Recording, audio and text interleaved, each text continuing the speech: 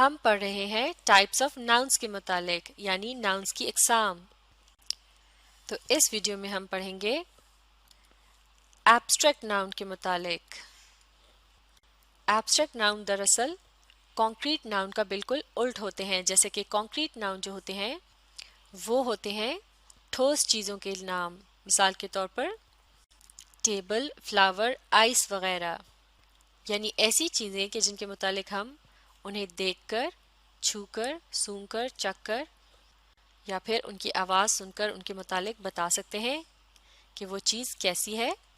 لیکن abstract noun ایسے نام ہوتے ہیں کہ جن کے متعلق کسی بھی حس کی مدد سے نہیں بتایا جا سکتا، کیونکہ وہ کوئی ٹھوس چیز نہیں ہوتی جو کہ ہمیں دکھائی دے سکے.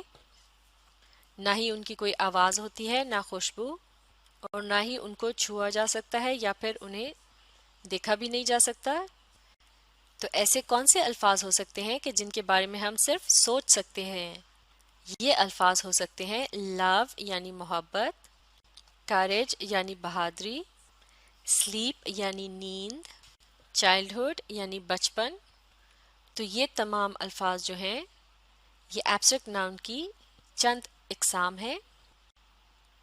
تو اب ہم دیکھ سکتے ہیں کہ لفظ لو اور کریج یہ کیا ہیں؟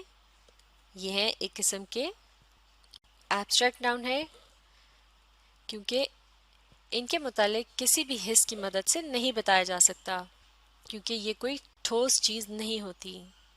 جیسے کہ لو جو ہے یہ نام ہے ایک فیلنگ یعنی احساس کا، جبکہ لفظ کریج یعنی بہادری یہ ہے ایک قسم کی کوالٹی یعنی خصوصیت یا پھر خوبی کہہ سکتے ہیں اسے.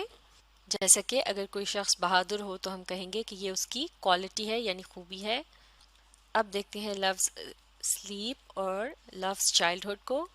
یہ دونوں کیا ہیں؟ یہ مختلف حالتوں کے نام ہیں، یعنی یہ ہیں اسٹیٹ. اسٹیٹ کہتے ہیں حالت کو.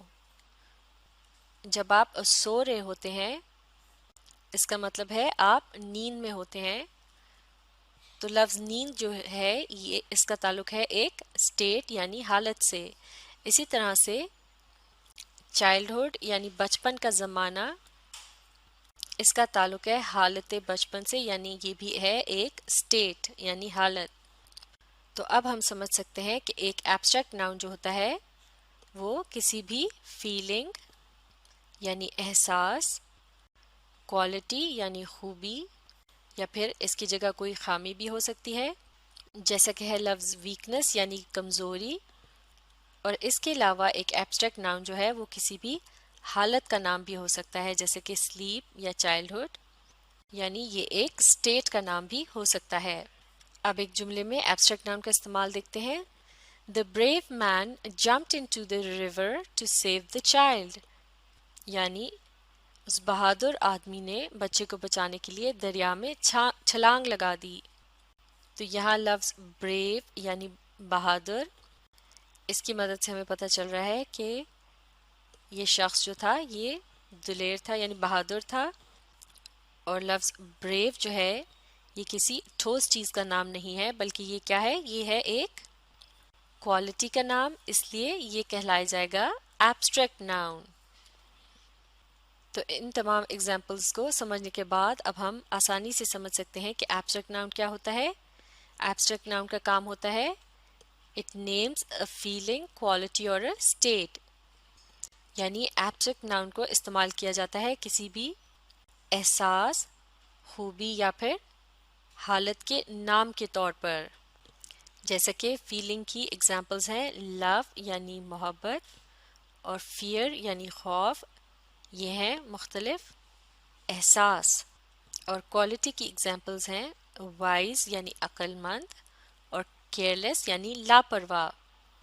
اور اسٹیٹ کی ایگزامپلز ہیں سیڈ یعنی اداس، ہیپی یعنی خوش. تو یہ ہے ایبسٹریکٹ ناؤنس کی مختلف اقسام. تو ان تمام ناموں کا تعلق کسی بھی ٹھوس چیز سے نہیں ہے. ان کے متعلق سن کر، دیکھ کر، چھو کر، چکھ کر یا پھر سونگھ کر پتہ نہیں لگایا جا سکتا.